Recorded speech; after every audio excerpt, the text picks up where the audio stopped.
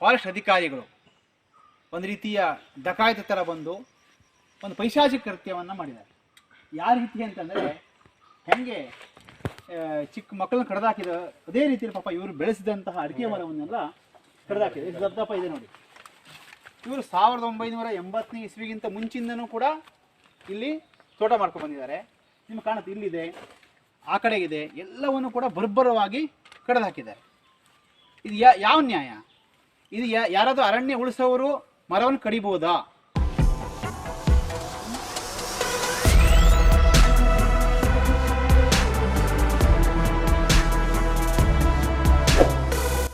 ಸಿದ್ದಾಪುರ ತಾಲೂಕಿನ ಬಿಳಗಿಯ ಪಂಚಾಯತ್ ಹಾಗೂ ಕ್ಯಾದಗಿ ಅರಣ್ಯ ವಲಯಕ್ಕೆ ಒಳಪಡುವ ಗೋಳಿಕೈ ಗ್ರಾಮದ ಜಯರಾಮ್ ಹೆಗ್ಡೆ ಎಂಬುವರು ತಲೆಮಾರುಗಳಿಂದ ಸಾಗುವಳಿ ಮಾಡ್ತಾ ಇದ್ದ ಅತಿಕ್ರಮಣ ಜಾಗದ ಸುಮಾರು 120ಕ್ಕೂ ಹೆಚ್ಚು ಅಡಿಕೆ ಮರಗಳನ್ನ ಅರಣ್ಯ ಇಲಾಖೆಯವರು ಕಡಿದು ಹಾಕಿದ್ದಾರೆ. ಈ ಸ್ಥಳಕ್ಕೆ ಬಿಜೆಪಿಯ ರೈತ ಮೋರ್ಚಾ ಜಿಲ್ಲಾ ಉಪಾಧ್ಯಕ್ಷರಾದ ಅನಂತಮೂರ್ತಿ ಹೆಗ್ಡೆ ಅವರ ನೇತೃತ್ವದಲ್ಲಿ ಭೇಟಿ ನೀಡಿ ಘಟನೆ ಖಂಡಿಸಿ ರೈತರಿಗೆ ಸಾಂತ್ವನ ಹೇಳಿದ್ರು. ಇವರು 1980ನೇ ಇಸ್ವಿಗಿಂತ ಮುಂಚಿಂದನೂ ಕೂಡ ಇಲ್ಲಿ ತೋಟ ಮಾಡ್ಕೊಂಡು ಬಂದಿದ್ದಾರೆ. ನಿಮ್ಗೆ ಕಾಣುತ್ತೆ, ಇಲ್ಲಿದೆ, ಆ ಕಡೆಗಿದೆ, ಎಲ್ಲವನ್ನು ಕೂಡ ಬರ್ಬರವಾಗಿ ಕಡ್ದು ಹಾಕಿದ್ದಾರೆ. ಇದು ಯಾವ ನ್ಯಾಯ? ಇದು ಯಾರಾದರೂ ಅರಣ್ಯ ಉಳಿಸೋರು ಮರವನ್ನು ಕಡಿಬೋದಾ? ಇದು ನಾಗರಿಕ ಸಮಾಜವೇ ತಲೆ ತಗ್ಗಿಸುವಂಥ ವಿಚಾರ.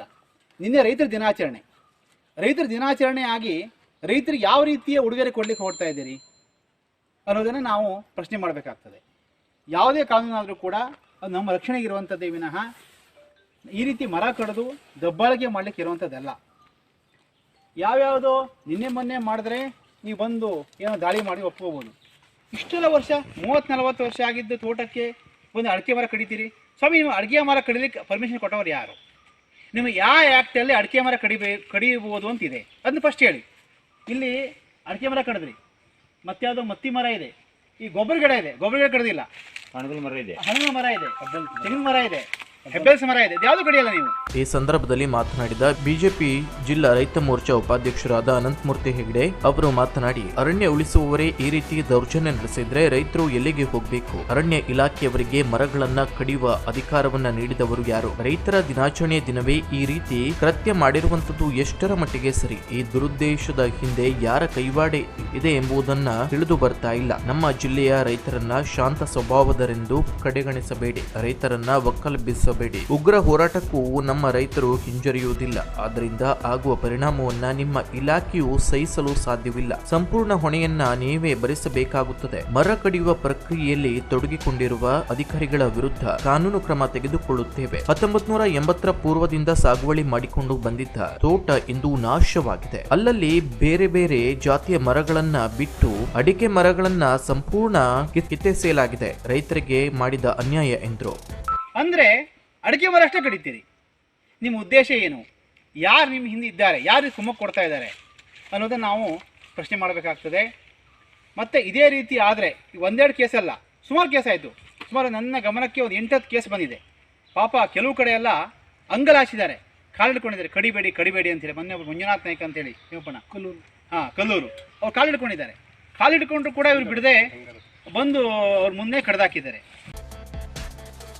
ಅರಣ್ಯ ಇಲಾಖೆಯ ಅಧಿಕಾರಿಗಳು ರೈತರನ್ನ ಒಕ್ಕಲೆಬ್ಬಿಸುವುದನ್ನೇ ತಮ್ಮ ಗುರಿಯನ್ನಾಗಿಸಿಕೊಂಡಿದ್ದಾರೆ. ತಾಲೂಕಿನ ರೈತರು ನೆಮ್ಮದಿಯ ಜೀವನ ನಡೆಸದಂತೆ ಯಾವ ಕ್ಷಣದಲ್ಲಿ ಇಲಾಖೆಯವರು ಬಂದು ಮರ ಕಡಿದು ಬಿಡುತ್ತಾರೋ ಎಂಬ ಆತಂಕದಿಂದ ದಿನವನ್ನ ದೂಡ್ತಾ ಇದ್ದಾರೆ. ಬೇರೆ ದೇಶಗಳಿಂದ ವಲಸೆ ಬಂದವರಿಗೆ, ನಿರಾಶ್ರಿತರಿಗೆ ಸರ್ಕಾರ ಸಾವಿರಾರು ಎಕರೆ ಭೂಮಿಯನ್ನ ನೀಡಲು ಮುಂದಾಗಿದೆ. ದೇಶವಾಸಿಗಳಾದ ರೈತರಿಗೆ ನೆರವಿಗೆ ಬಾರದಿರುವಂತದ್ದು ಶೋಚನೀಯ. ಈ ರೀತಿ ದೌರ್ಜನ್ಯವು ಬಹಳ ದಿನ ನಡೆಯುವುದಿಲ್ಲ. ರೈತರ ಪರವಾಗಿ ಯಾವುದೇ ರೀತಿಯ ಹೋರಾಟಕ್ಕೂ ನಾವು ಸಿದ್ಧರಿದ್ದೇವೆ ಎಂದು ಹೇಳಿದರು.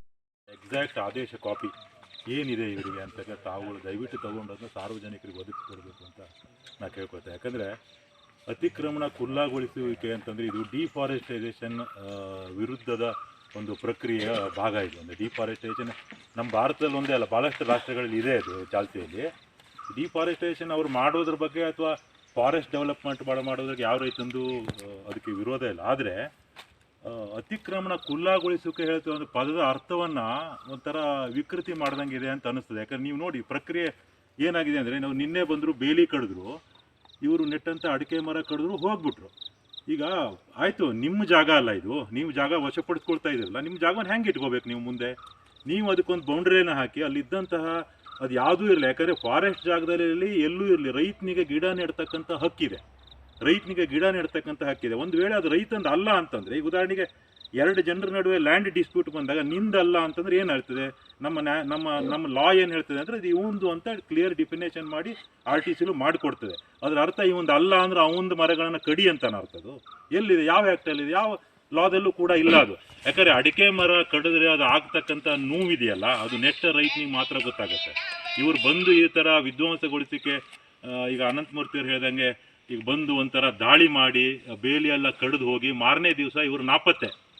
ಅರಣ್ಯ ಪ್ರದೇಶವನ್ನು ಇವ್ರ ಉದ್ದೇಶ ಏನ್ರಿ, ಇಲ್ಲಿ ಬಂದಿದ್ದು ಡಿಫಾರೆಸ್ಟೇಷನ್ ತಡಿಲಿಕ್ಕೆ ಬಂದಿದ್ದಲ್ಲ ಇವರು. ಇವ್ರ ಉದ್ದೇಶ ಏನಾಗಬೇಕಾಗಿತ್ತು, ಫಾರೆಸ್ಟ್ ಜಾಗವನ್ನು ಎಲ್ಲೆಲ್ಲಿ ಇದೆಯೋ ಅಲ್ಲಲ್ಲಿ ಕರೆಕ್ಟಾಗಿ ಸರ್ವೆ ಮಾಡಿ ಅಥರೈಸ್ಡ್ ಸರ್ವೆ ಮಾಡಬೇಕು.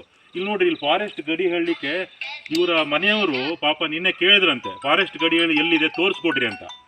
ತೋರಿಸ್ಕೊಟ್ಟು ಅವ್ರು ಏನಕ್ಕೆ ತಡ್ಕಾಡಿದ್ರಂತ. ಅವರು ಗಡಿನೇ ಇಲ್ಲ ಇಲ್ಲಿ, ಫಾರೆಸ್ಟ್ ಗಡಿ ಅಥರೈಸ್ಡ್ ಅಂತ ಅವ್ರು ಕಲ್ಲು ಸರ್ವೆ ಮಾಡಿ ಆ ಫಾರೆಸ್ಟ್ ಕಲ್ಲುಗಳನ್ನು ಹಾಕಿ ಅವ್ರು ಆನಂತರ ತೋರಿಸ್ಕೊಡ್ಬೇಕು ರೈತರಿಗೆ. ಇಲ್ಲಿ ತೋರಿಸ್ಲಿಕ್ಕೆ ಅವ್ರಿಗೆ ನಿನ್ನೆ ತಡಕಾಡಿದ್ರು, ಅವರಿಗೆ ಉತ್ತರವೇ ಇಲ್ಲ ಅವ್ರ ಎದುರಿಗೆ. ಅಂದರೆ ಇದು ಅರ್ಥ ಏನು ಕೇಳಿದರೆ, ಬೇಕಾಬಿಟ್ಟಿಯಾದಂಥ ಒಂದು ವ್ಯವಸ್ಥೆ ಅಥವಾ ಆ ಆದೇಶವನ್ನು ರಾಂಗ್ ಮಿಸ್ಇಂಟರ್ಪ್ರಿಟೇಷನ್ ಅಂತ ನಾವು ಕರಿತೇವೆ. ಅದನ್ನ ವಿಕೃತಿಗೊಳಿಸಿ ಅದನ್ನು ಇಂಪ್ಲಿಮೆಂಟ್ ಮಾಡ್ತಕ್ಕಂಥ ಒಂದು ವ್ಯವಸ್ಥೆ ಜಾರಿ ಆಗ್ತಾ ಇದೆ. ಇದು ನನ್ನ ಪ್ರಕಾರ ಇದು ಭಯಾನಕ ಸ್ಥಿತಿ ಅಂತ ನಾನು ಹೇಳಲಿಕ್ಕೆ ಬಯಸ್ತೇನೆ.